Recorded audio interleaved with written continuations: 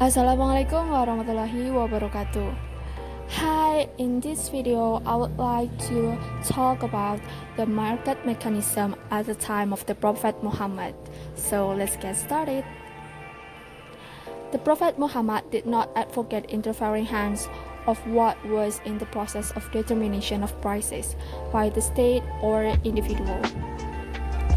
In addition to refusing to take action immediately anything else, he forbade business practice that can lead to market shortage. But thus, the Prophet Muhammad eliminated the influence of the strength of the economy on the mechanism of price. In terms of determining the price, the future government of the Prophet Muhammad is determined through the mechanism of the market. It was narrated from Anas that he said price had suddenly risen during the time of the Prophet Muhammad.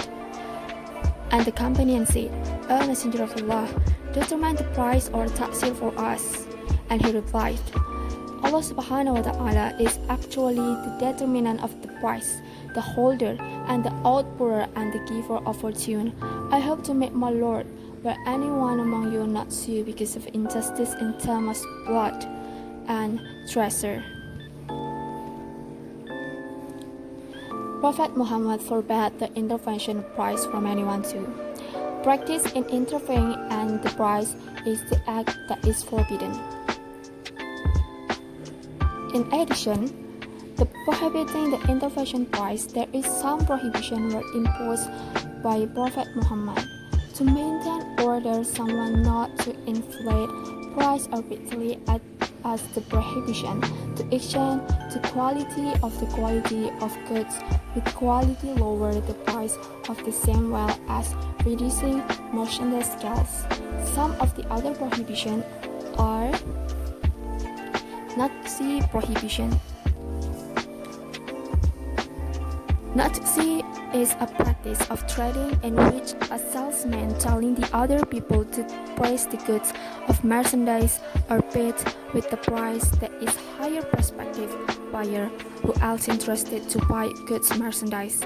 Nazi ban because can raise the price of goods that are needed by the buyer. Rasulullah said, "Do not you alone do deals in the goods without intending to buy," narrated by Tirmizi. And the next is the prohibition of buying mad ala wa'id. The practice of business, it is to do a jump or drop in the price by one in which both sides of parties that involve a bargaining is still in the stage of negotiation or new will complete the determination of the price. The Prophet prohibited this kind of practice because would only lead to unwanted increase in price. And next is prohibition of talaqi al-rukban. Practice this is the way to intercept people who bring goods from the village and buy that both arriving in the market.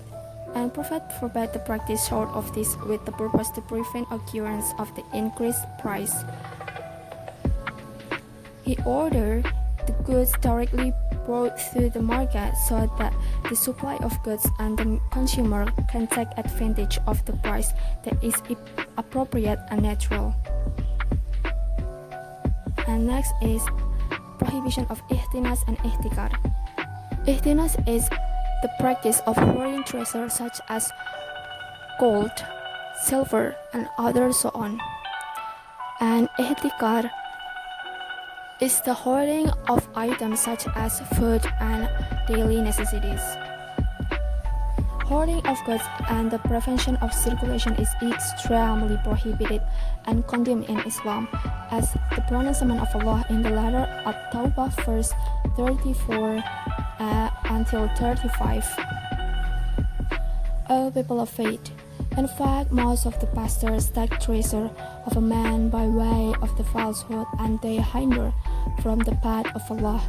And those who keep the gold and silver and do not spend it in the way of Allah, then let them hold doom in the poignant.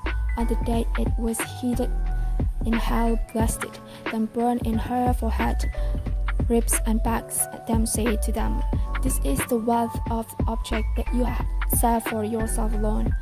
Then taste or reply from anything that you save in advance. Quran Surat At-Taubah verse 34 until 35.